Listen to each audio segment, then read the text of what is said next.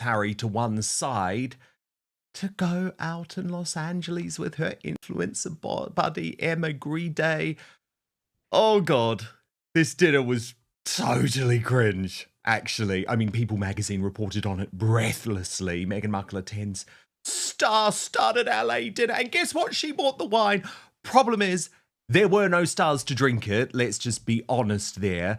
And the only moments that have gone viral, actually, are firstly when Emma Grede nearly hits Meghan in the face. She's not impressed. There are those of you that are raising a lot of money, are trying to raise a... And then you've got to look at Meghan's face when Emma Grede interrupts her in the middle of in the middle of her trying to talk. But there is a serious side to this. Nancy Sidley not happy at all about the fact that Emma Grede has become an ambassador for the King's Foundation, now hanging out with the enemy, writing, okay, King's Foundation must immediately strip Emma Grede from being an ambassador. This is outrageous. Emma cannot be trusted to do the work on behalf of the King for the good of the people of the UK and the Commonwealth. So, according to Taz, royal YouTube sensation with me now. Tash, I mean, I guess there's a quite serious point there about Emma Grede, right? I don't even know why the King's Foundation signed her in the first place. Like, as far as I'm concerned, she's a no-mark liability associated with the Kardashians. There's much bigger celebrities that want to be involved with the British royal family, from Taylor Swift to Lady Gaga. So I'd say sack her. Obviously, I would. But I'm more shocked by just the desperation at the moment of Meghan. It's like completely exhausting. And by the way, completely putting paid to any suggestion that she spends any real quality time with her children. I mean, we knew that she didn't. These are children that are effectively raised by the staff, but she's really proving the point, isn't she? It is very bizarre for a woman who has restyled herself as a mummy influencer for a start, but also to leave children at that age. If they were teenagers or even tweens, you could understand it a bit more. But this is such a crucial age in development. And she's not bothered at all about rushing back to them. You know, she leaves them weeks at a time, and she has done so since they were, since they were toddlers, since they were babies. And I do find it odd. With Nancy Sidley, yeah, she is not impressed at all with that. And I can understand it, but I think it makes almost Meghan look more of a hypocrite, because she's got a friend here that she's obviously using to raise her profile in America. And I agree with you.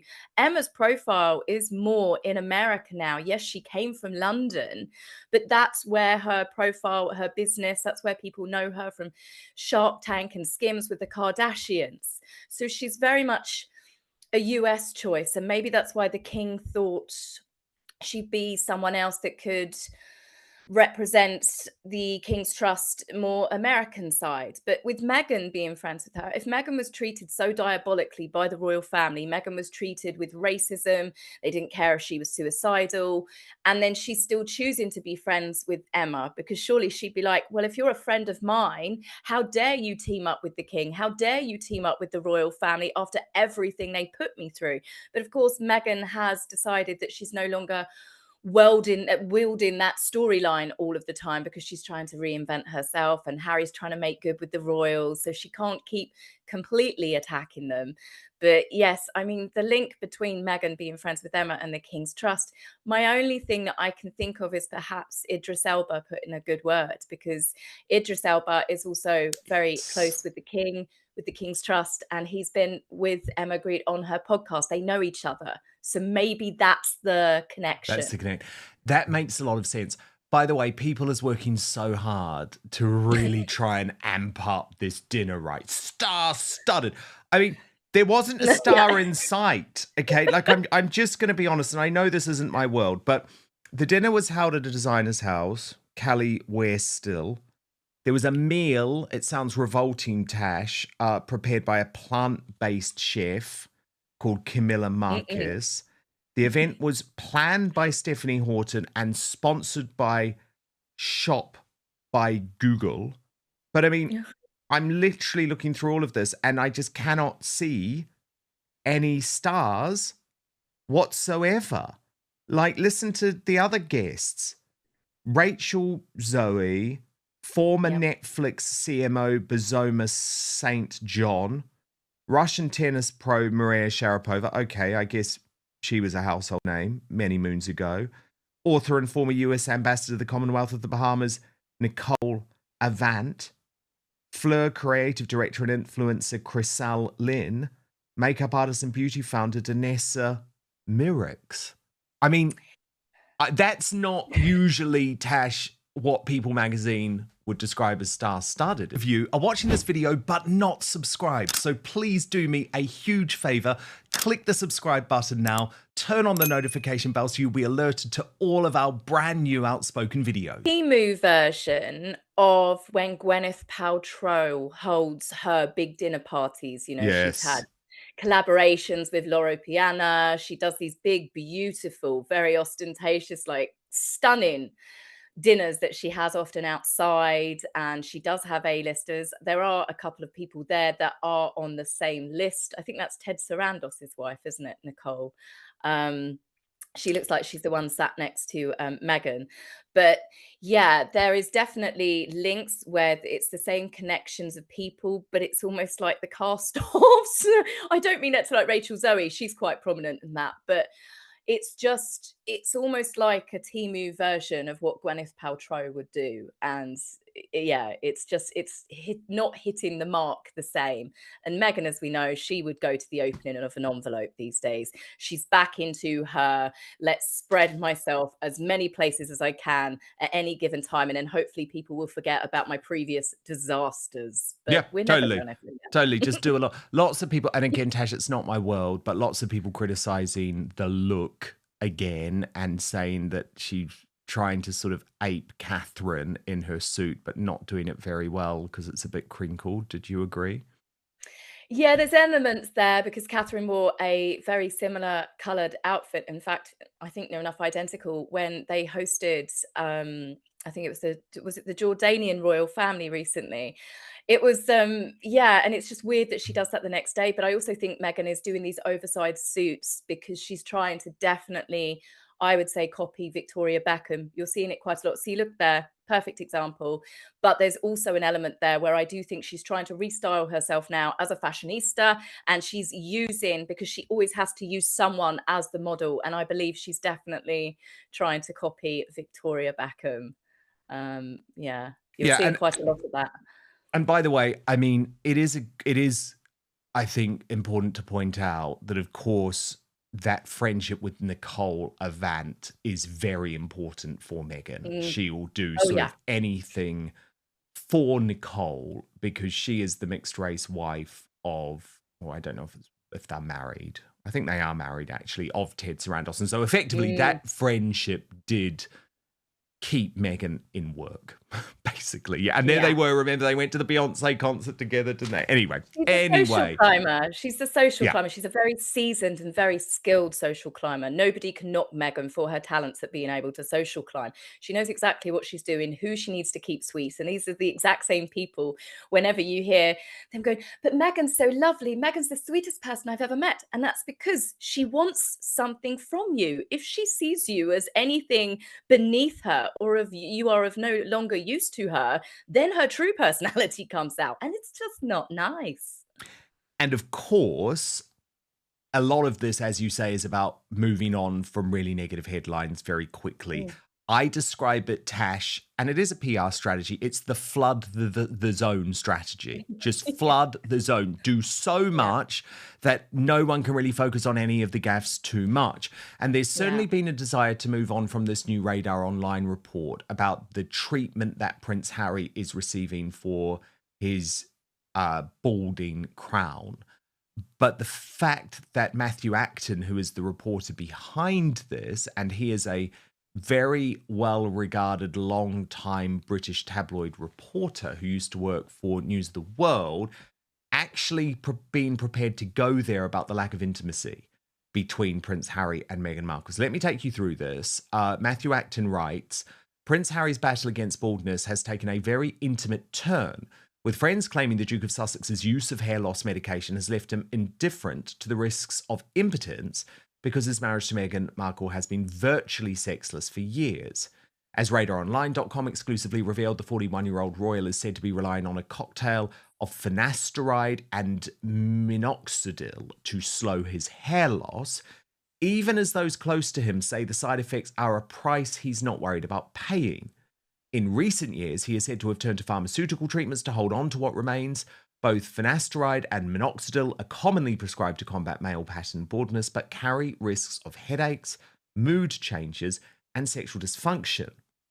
A source claimed to Radar Online, Harry is very self-conscious about his hair. He's been using a mix of treatments for a while now. He knows there are potential side effects, but the truth is it doesn't really matter to him anymore. Friends say there's been little intimacy between him and Meghan for a long time since the birth of their second child.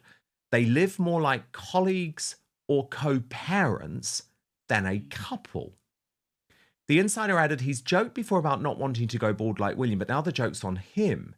He's become obsessed with keeping what's left, even if the meds mess with his hormones.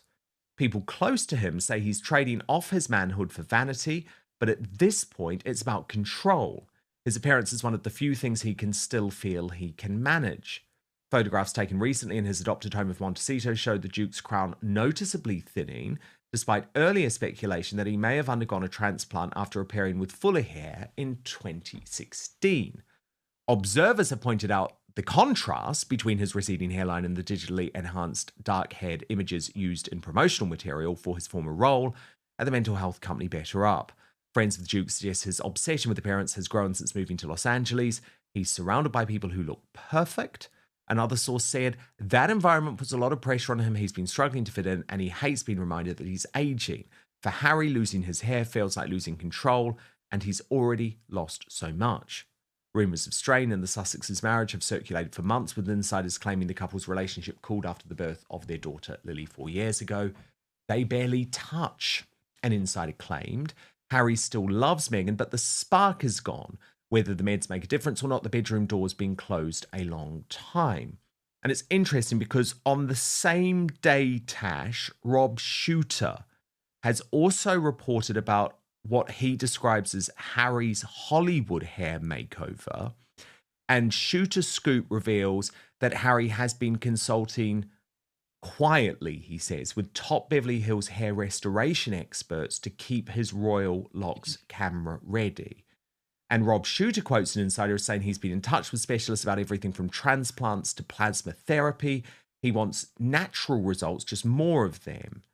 And he says, and this is very similar to what Radar's reporting, Tash, he's surrounded by actors and influencers. He wants to look confident on camera, not like the before photo. He's likely doing preventative work. The improvement is small but noticeable. Friends insist it isn't about vanity, but rather about confidence. He's in the spotlight on documentaries, talk shows, global stages. He wants to feel good when the cameras roll. He's a Hollywood Duke now, and in LA, even royalty get touch-ups. So very interesting, isn't it, Tash, that these two reports emerge. Both of them are suggesting Harry is undergoing treatment for hair loss, but perhaps more intriguingly, both also claim that his confidence is at rock bottom. And of course, Radar Online go there and link it to the lack of, intimacy. Every day, we're not just consuming news, we're being conditioned by it. Headlines aren't written to inform, they're engineered to provoke outrage, shape loyalties, and drive clicks. What's sold as reporting is too often a carefully packaged narrative crafted to steer the way we see the world.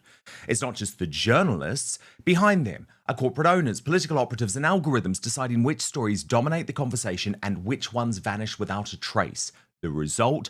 A public that's divided, misled, and increasingly skeptical of what truth even means. But there is a way to break free from the spin. Ground News brings together headlines from over 50,000 sources across the globe. But what really makes it powerful is the transparency. You don't just see the stories, you see the political bias behind every source, the ownership ties, and the coverage breakdown across the spectrum. That's why over 1 million people have downloaded Ground News. Even the Nobel Peace Center praised it as an excellent way to stay informed, avoid echo chambers, and expand your worldview. And you can see for yourself at ground.news/outspoken. Now, my favourite feature is the blind spot feed. It shows you which stories are blowing up on one side of the aisle, but barely mentioned on the other. It's the clearest way to see media bias in action. So let's look at a recent story that the left is ignoring. Pennsylvania Senator John Fetterman accused Democrats they have forgotten why we lost in 2024, urging the party to avoid a government shutdown that would harm Americans. The right frames this as a rebuke of his own party, as Fetterman has broken with progressives on numerous issues, including on Israel, and in not referring to Trump as an autocrat. On the other side, the right is mostly ignoring that Canada's Prime Minister Mark Carney has paused a 2026 electric vehicle mandate and announced a new Buy Canadian policy as it adjusts to US tariffs. The left frames Carney's decision as a betrayal of climate initiatives while simultaneously applauding his focus on affordability. With every story, Ground News shows you the entire spectrum of who's reporting from left, from right, from the centre, how reliable each source is, and who owns each outlet. It's everything the corporate press doesn't want you to see. And right now, you can get 40% off the Vantage plan, which gives you unlimited access to all the features I personally use for less than a cup of coffee. Just visit ground.news/outspoken, click the link in the description box below, or scan the QR code on screen. That's ground.news/outspoken. But now, back to the show. Something that I don't ever want to think about when we discuss Harry and Meghan. I don't need that sort of trauma personally. Don't need the trauma.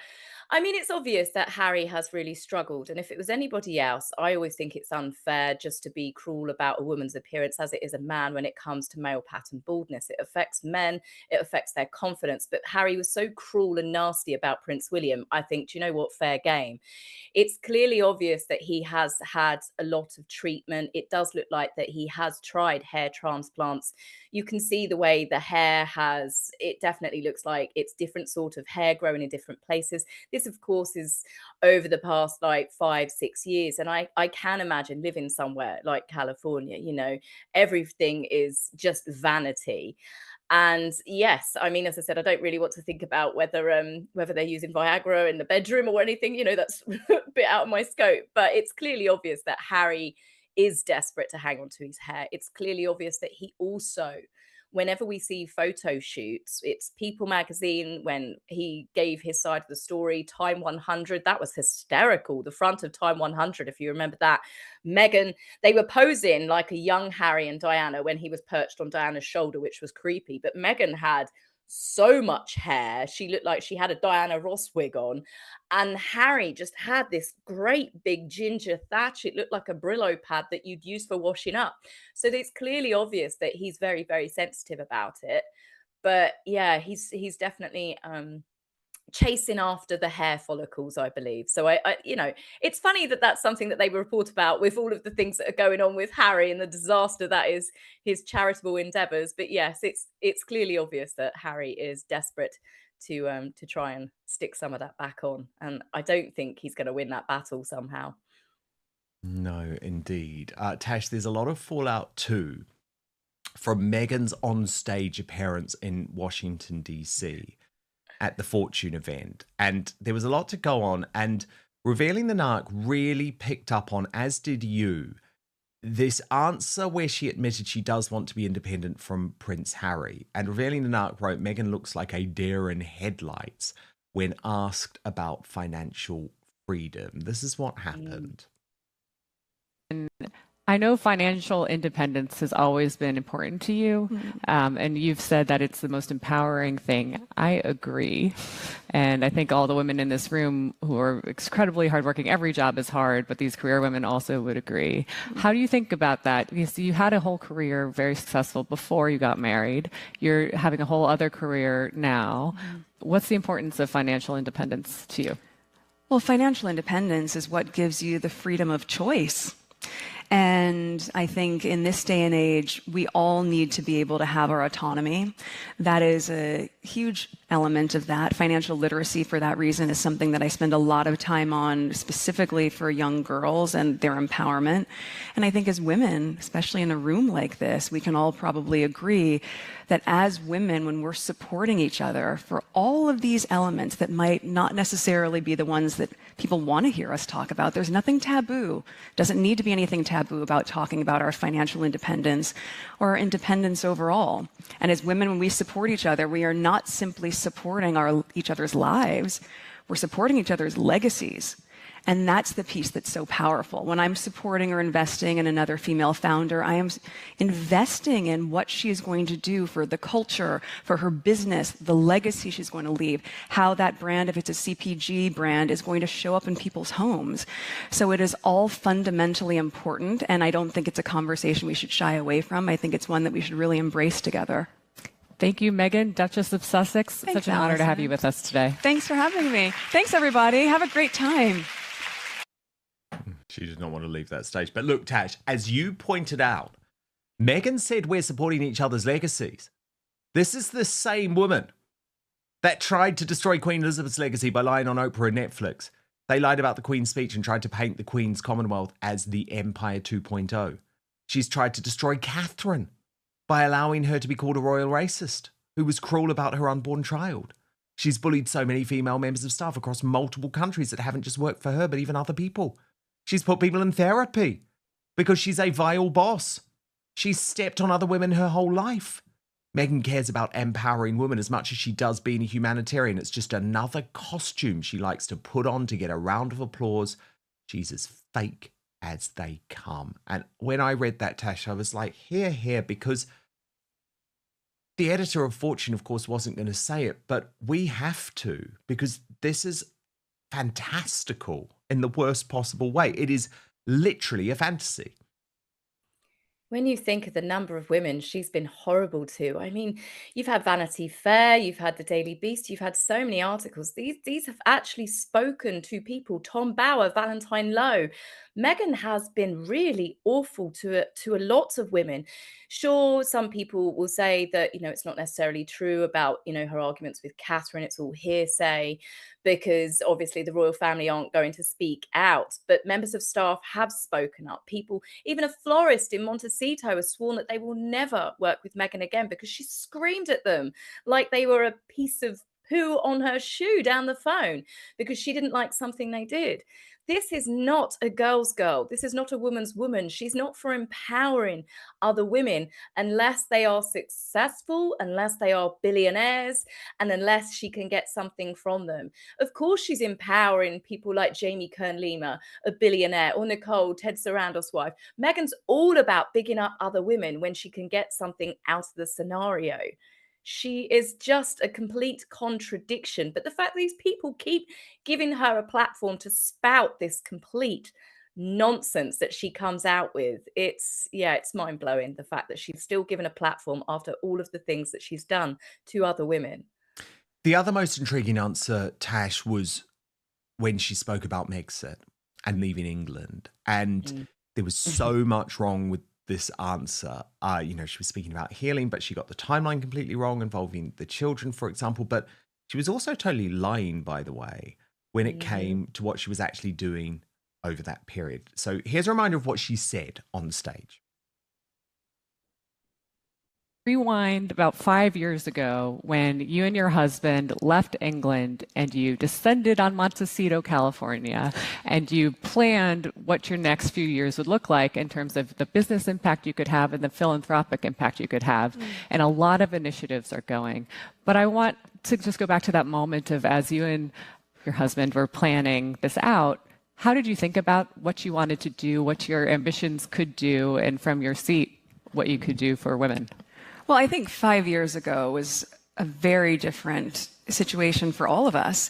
And, Archie was so little, and I had just gotten pregnant with Lily around that same time. So we were nesting and healing, and also, I don't know if I had the bandwidth at that time to think about what the big picture dream was. There was no plan. It was just, let's get through these next couple years, create community, which was always so important to both of us in our new environment. And then as we started to get into our producing, through our deal with Netflix, really creating projects that we felt were compelling. And then I said, okay, I've always loved being able to share. I've always loved being able to cook and entertain. Is there a business here? Now, Tash, as Painful. Toomey pointed out, she forgot. This was her during 2020. And let's just look at the little video of her pictures during 2020, Tash, because this is what she was doing during 2020, right? Toomey was spot on. She was spot on. And that's just the things that they were doing. That's not obviously counting filming Netflix, trashing the royal family, Harry writing Spare, the countless interviews, 2 Oprah specials, the podcasts, the constant attacking of the royals, trying to smear them. Oh, yes, we were just nesting. It was all lovely and roses. No, it wasn't. You were trying to destroy the royal family. Tash, some breaking news in terms of Prince Andrew today. The Times reporting that it is possible King Charles could now strip his dukedom as a result of the new revelations. This from Stephen Swinford, who's the political editor of the Times, but it's actually the royal editor of the Times, Kate Mancy, who has reported this. My belief is that this will have been briefed directly from Buckingham Palace, so it's certainly legitimate. He explains the king is considering stripping Prince Andrew of his title as the Duke of York as the palace reaches a tipping point with him over a string of scandals. Charles is considering all options, royal source said. One option would be to remove the dukedom from Andrew. Such a move would require an act of parliament, but it would be likely to receive government and public support, particularly if it had the king's backing. It is hoped that Andrew might voluntarily give up the title before being forced, however. And Tash, of course, Prince William has advocated privately behind the scenes for a long time for there to be this tougher sort of action, which the king has resisted. But over the past couple of weeks, we've seen the publication of that email to Jeffrey Epstein, proving that Andrew had actually lied about how long he'd stayed in contact with the paedophile. And of course, Virginia Giuffre's autobiography being published from Beyond the Grave. Do you think the king now does need to take this nuclear option in the way that Prince William thinks he should? I really do. I really do. There's so many things that have come to light that I wasn't even aware of with Andrew Lowney's book that came out, and then all of this new information. I saw something the other day where an email he'd sent to Epstein, saying that, yes, I look forward to us playing again. And you're like, that just creeps me out. It makes me feel so uncomfortable knowing the sort of things that his former friend would see as, playtime. And yes, Andrew has now become an infected finger. Infected in the sense that the king has got to cut off that finger or he risks losing a whole arm. It has got to the point where this is not going to stop. There are obviously lots of other famous people that, they've still not mentioned anybody's names. They always bring up Andrew because it's like using him as a scapegoat so the other high profile people don't get a mention. But this is really, really serious.